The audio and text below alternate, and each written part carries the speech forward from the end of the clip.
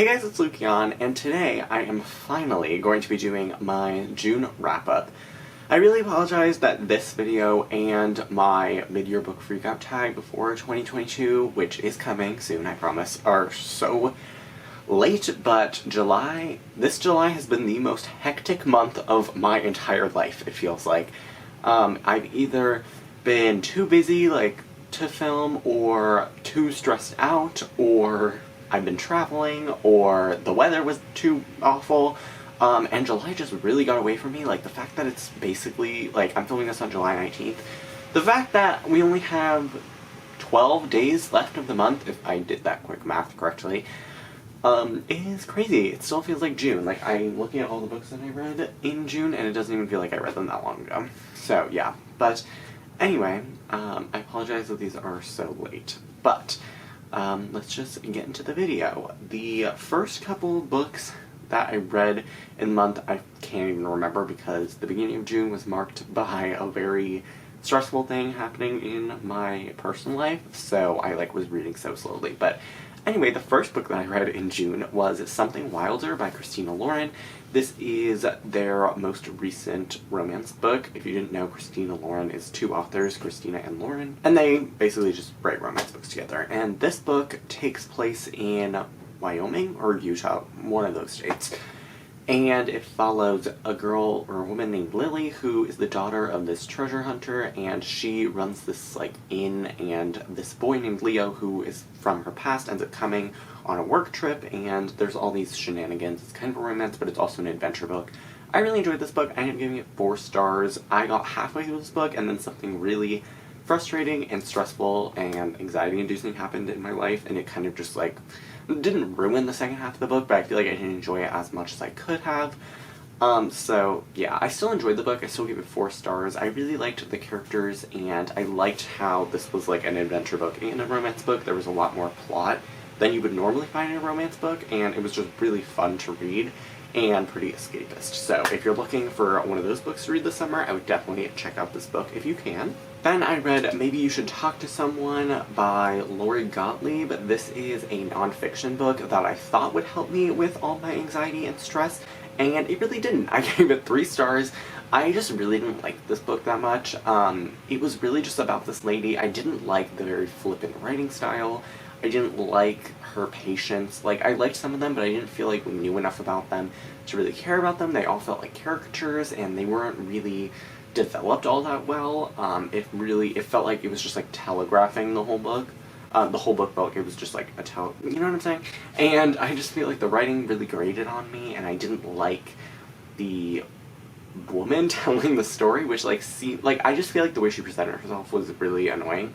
But I mean, I guess there's some merit in the book, so I gave it 3 stars. It wasn't awful, so I didn't feel like giving it below 3 stars, but I don't know, it just wasn't really what I was expecting. I thought it would change my life, and it really didn't do anything. So yeah, that's why I gave this one 3 stars. Then I read The Weeping Tide by Foody, which is the sequel to The Accidental Apprentice, and it's the second book in the Wilderlore series, which is a middle grade fantasy series, and each book basically takes place in a different biome, and it follows a boy named Barkley who goes on all these sorts of adventures. Each book is really different. This book takes place in the sea, and I enjoyed this book. I gave it 4 stars. I thought it was a light, fun, middle grade book. It took me a while to read because, again, I was just really stressed out. My head was all over the place. And I was finishing school also, and it was just bad. But yeah, I still enjoyed this book nonetheless. I really liked the characters. I liked the plot. It was fun to read. And I'm really excited for the 3rd book in the series. Then I reread An Emotion of Great Delight by Tahereh Mafi. This is one of Tahereh Mafi's 2 YA contemporary novels, and this book takes place in December of 2003, and we follow a girl named Ahdieh who is living in America after the US has declared war on Iraq, and she is a young Muslim teenager who wears hijab, and her whole life is basically crumbling around her. Her whole family is kind of broken. I don't want to say too much because it reveals itself as the story goes along. But this is the 2nd time I read this book, or no, this is the 3rd time, and I have loved it. I liked it more every single time I've read it, and this 3rd time I think, just because I was dealing with some stuff in my personal life also, and I kind of felt like my world was crumbling around me as well, It was kind of like nice to read this book, and it just felt like, it made me feel like I wasn't alone, if that makes any sense. And I really love Ahdieh as a character. Tahereh Mafi's writing is some of my favorite, and I just love all of her characters. I loved all the characters in here. I loved the slow progression of the plot, and just the way everything kind of unfolds in this book. So yeah, this book is one of my favorites of all time, and if you haven't read it, I really, really recommend you do so, especially if you're going through a hard time. I feel like this book is really great for that. So I gave that book 5 stars, obviously, and I also gave 5 stars to the next book that I read, which was also a reread, which was A Very Large Expanse of Sea by Tahereh Mafi. So this is the other contemporary novel that she wrote. It's actually the first one that she wrote. I think this is like the 5th time I've read this book. I reread it in like June every single year, and it's, again, one of my favorite books of all time.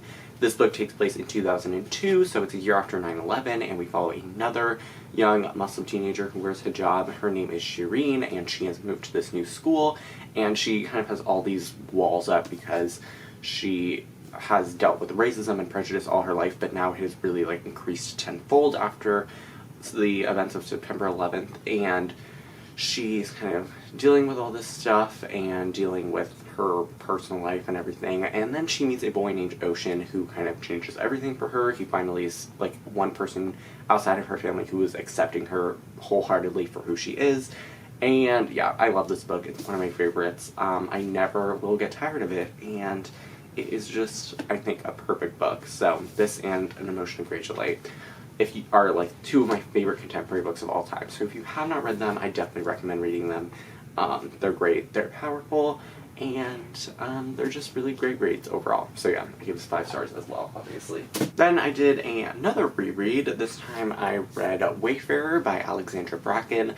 If you watched my May wrap-up, you know that I reread Passenger in May, and I wanted to reread Wayfarer just because it had been a little while since I read this series, and I loved Passenger even more the second time I read it. I increased my rating from 4 to 5, and I did the same with Wayfarer. I absolutely loved this book. It is a time travel book that follows 2 main characters, Edda and Nicholas. Edda lives in the present day, and one day she accidentally ends up going back in time and realizing that she is a part of this, one of these like time traveling families, and she is tasked with finding this artifact that will change time travel forever in exchange for getting her mother back. And this book kind of picks up where the first one left off, and it's a duology, so this is the conclusion. And I loved this book. I actually read it, like a big chunk of it, on a day that I went to the city with my mom to visit like some museums and stuff. So although like historical fiction aspects of this book were just like really speaking to me, because I was like in museums and stuff, you get the point.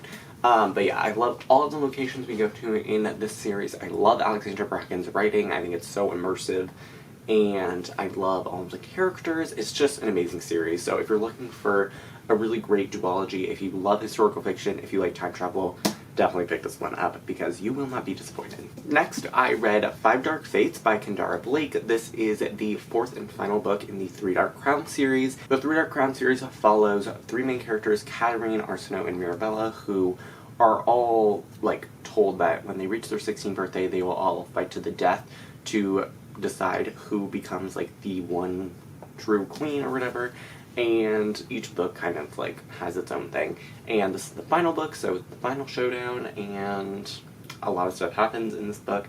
This is probably my least favorite book in the series. I ended up giving it a 3 out of 5 stars. I really didn't enjoy like the first 250, 300 pages of this book. I just thought it was really slow and boring, and I was like, what is the point? Like, we easily could have just had 2 Dark Reigns be a little bit longer so that it would be only a trilogy.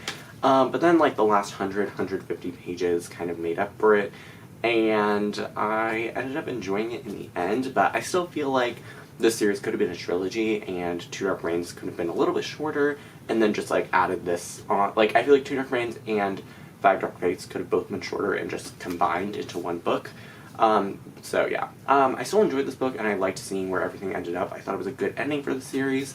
And I liked the risks that Kendare Blake took, but I still feel like it was kind of a disappointing read, and I just wish that it had been better. So yeah, it's probably definitely my least favorite in the series, but I'd still recommend the series as a whole overall. So yeah, I definitely enjoyed it, but much less than I was hoping to. Next, I reread the first 3 books in the Beautiful Quartet, which is The Beautiful, the Damned, and the Righteous by Renée Ahdieh.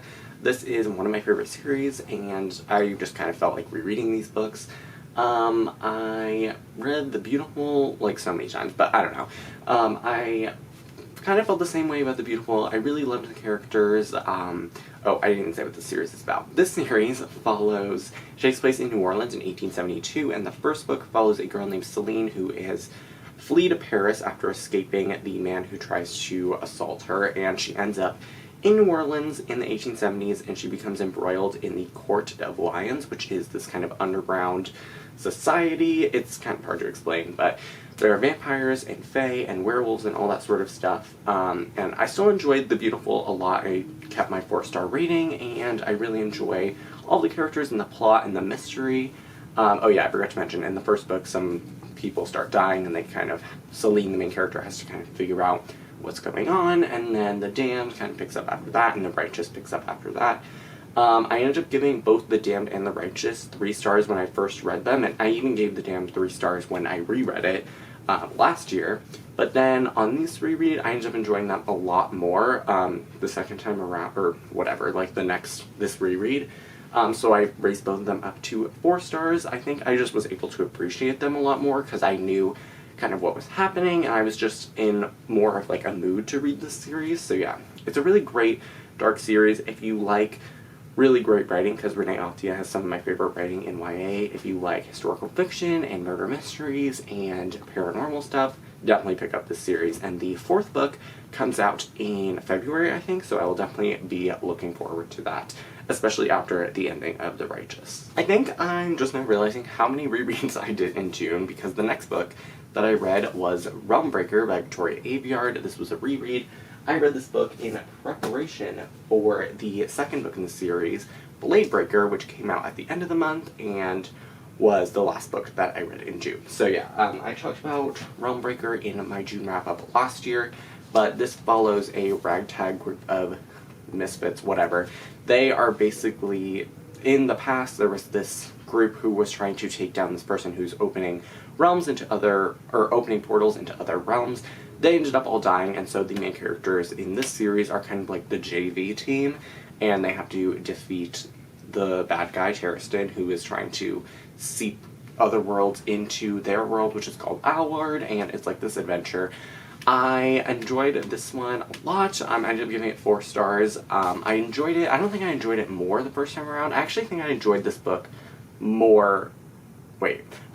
What I was trying to say was, I don't think I enjoyed this more than I did the first time. I think I actually enjoyed the first time I read this more than this reread. I don't know why that sounded so complicated and convoluted, but I still really enjoyed this book. I think it's really solid, but Bladebreaker is a different story. I absolutely loved this book. I ended up giving it a 5 out of 5 stars. I loved the way that everything continued in this book.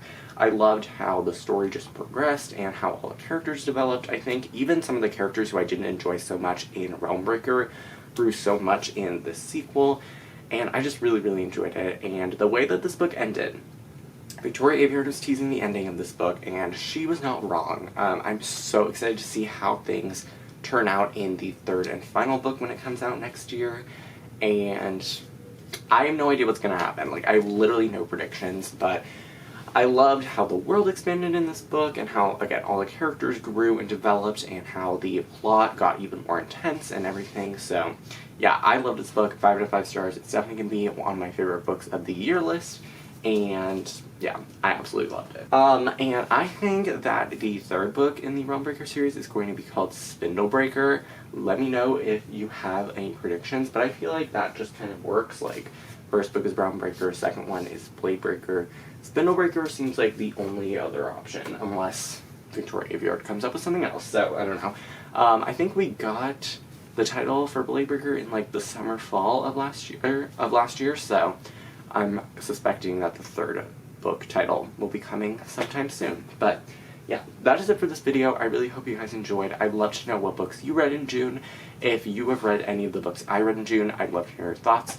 But that is it for this video. I really hope you guys enjoyed. All my social media links are in the description box below, and I will see you in my next video. Bye!